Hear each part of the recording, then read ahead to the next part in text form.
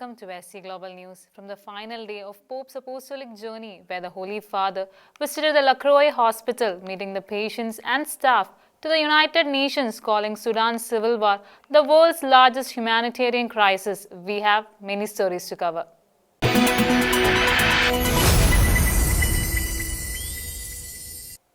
Pope Leo XIV visited Croix Hospital in Jalad, one of the largest mental disability hospitals in the Middle East, where he commended the dedication of the religious sisters and staff caring for the most vulnerable. The Pope expressed his joy at being there and shared that he wanted to visit because Jesus is present in the hospital, in those who are ill and in those who care for them, the sisters, the doctors, and all the healthcare workers and staff. On the final day of his apostolic journey, Pope Leo XIV visited the Croix Hospital in Jalad, one of the largest mental disability hospitals in the Middle East. The Holy Father started his last day in Lebanon at the hospital and praised the work of the religious sisters and staff who dedicate themselves to caring for the most fragile. Founded in 1919 by Blessed Father Jacques Haddad, the institution became a psychiatric hospital in 1937 and was later transformed into a facility for people with mental disabilities in 1951. In his remarks, the Pope conveyed his happiness at being able to visit the hospital and shared what motivated him to come. He added, quote, "I wanted to come because Jesus dwells in this place, in those who are ill and those who care for them, the sisters, the doctors, all the healthcare workers and staff." He also assured everyone present of his continued prayers, recalling the hospital's urgence. The Holy Father spoke of Father Jacques as a tireless apostle of charity, remembered for his holiness of his life, shone above all through his love for the poorest and those who suffer. Despite all these difficulties, Pope Leo encouraged them to keep before your eyes the good you are able to accomplish. Noting that such work is precious in God's eyes, he emphasized that the mission carried out in the hospital serves as a clear reminder to everyone, to your nation and to your entire human family. It is essential, he insisted, not to overlook the most vulnerable. He added that a society cannot truly progress while holding on to illusions of well-being and at the same time ignoring the realities of poverty and human fragility. Finally, the Holy Father reminded all those gathered there that they remain especially close to God's heart. He added that, quote, "He holds you in the palm of his hand, walks with you in love, and shows his tenderness through his hands and smiles through who care for you," end quote. On the fifth day of Pope's apostolic journey, Pope Leo XIV concluded the day by meeting the young people in Bekharke. The gathering opened with testimonies from volunteers and youth, followed by questions directed to the Holy Father. During the meeting, Pope Leo XIV encouraged the young people not to succumb to despair, but to nurture friendships grounded in genuine love and to maintain the enthusiasm necessary to change the course of history. During Pope Leo XIV's second day of the apostolic journey in Lebanon, the Holy Father met with the young people in Bekharke. The Pope urged them not to give in to despair, rather to cultivate friendships rooted in genuine love and to keep the enthusiasm that is needed to change the course of history. The Pope greeted the crowd in Arabic, offering the risen Jesus' blessing by saying Assalamu alaikum, or peace be with you. He specifically welcomed the youth from Syria and Iraq as well as all Lebanese who have returned from living abroad to share the faith and communion with one another. The history of Lebanon has been marked by both triumphs and hardships. In reflecting on his legacy, Pope Leo urged young people not to lose hope. He said, "You may feel burdened by a world fractured by war and marred by social justice, yet hope lives within you, a gift we adults often seem to have misplaced." He added, "There is still time to envision, to dream, and to do good." He reminded them that they are both the present and future, that they hold the power to shape history. Evil cannot overcome the more evil, only love suffers a true response. He added that the 4 testimonies shared during the event are signs of a new future, one built through reconciliation and mutual support. The pontiff urged the young people to draw from good roots of those dedicated to serving society without using it for their own interests. He highlighted that they are the sources of hope that the country needs. Pope Leo noted the questions raised by 2 young people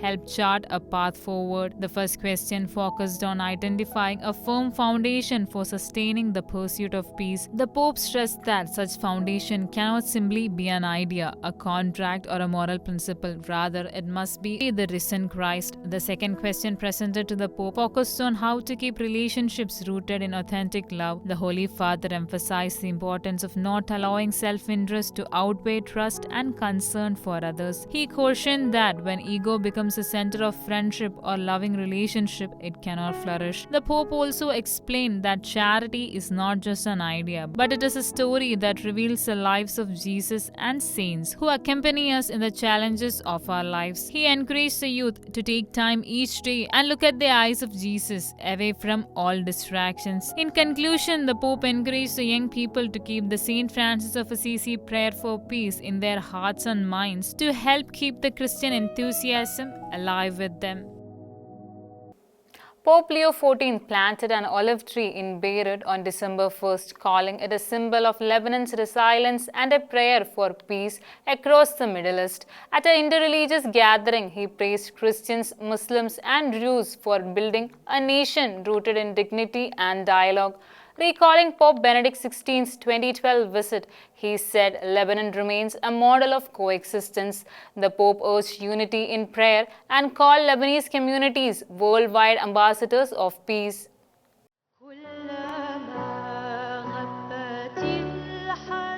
Pope Leo XIV plants an olive tree at interreligious gathering in Beirut, a gesture meant to symbolize reconciliation, healing, and the resilience of Lebanon's people. The olive tree, he said, is a tireless emblem of endurance, capable of flourishing even in harsh environments, just like Lebanon itself.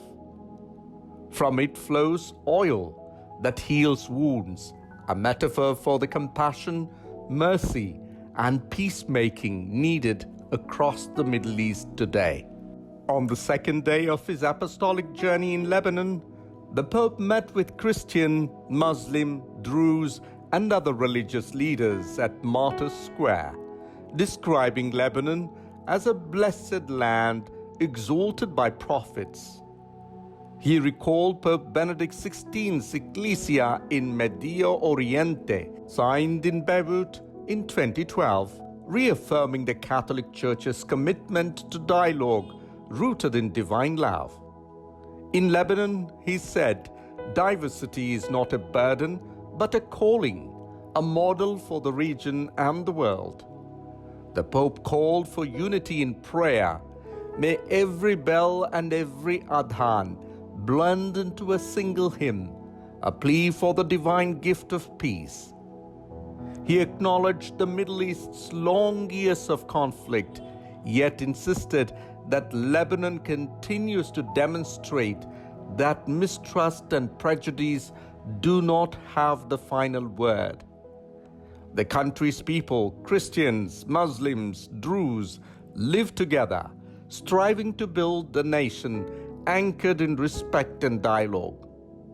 Citing the olive tree again, the Pope emphasized that peace requires perseverance. Its long life mirrors the commitment needed to cultivate coexistence. Its resilience reflects Lebanon's spirit, and its oil symbolizes God's healing compassion for all who suffer. He praised the Lebanese communities worldwide for their role as ambassadors of peace, tasked with countering intolerance and working for justice wherever they are. He concluded with a prayer to the Virgin Mary, asking that reconciliation flow from Lebanon like streams from its mountains, bringing unity to the Middle East and hope to the world. Uproar has erupted in Brussels after the cloth head of baby Jesus was stolen from the city's controversial Grand Palace nativity scene just hours after unrest swept through nearby Christmas markets. The minimalist, faceless design, meant to promote universal representation, had already sparked fierce public debate. Authorities have placed the figure and have increased security as many residents condemn the theft as a troubling act of disrespect toward both public art and a cherished seasonal tradition.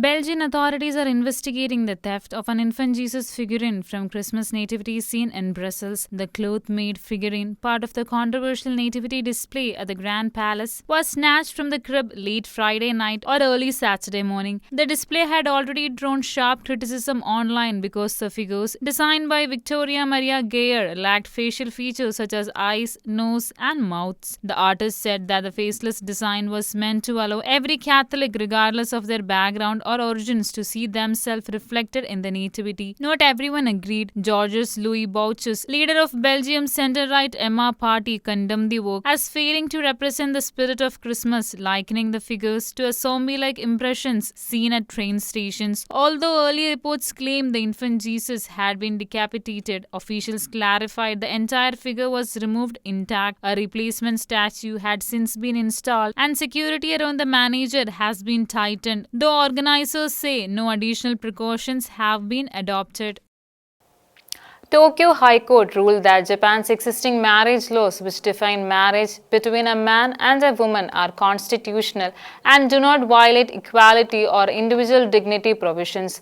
The court dismissed the plaintiff's compensation claims, and the decision maintains the current legal framework and emphasizes that any changes to the definition of marriage must be made by the national legislature.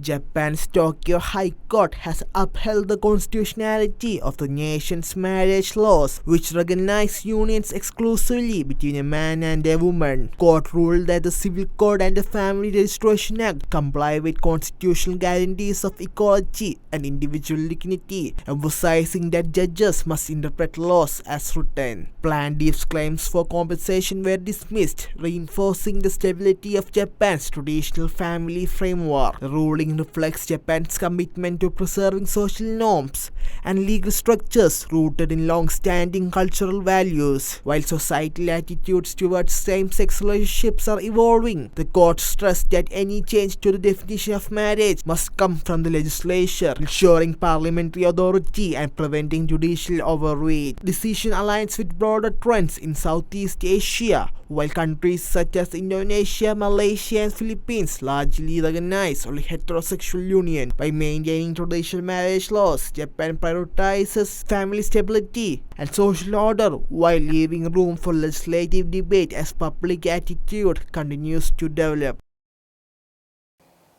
In Sudan, families cutting down olive trees for fuel has become a symbol of a war spiraling out of control.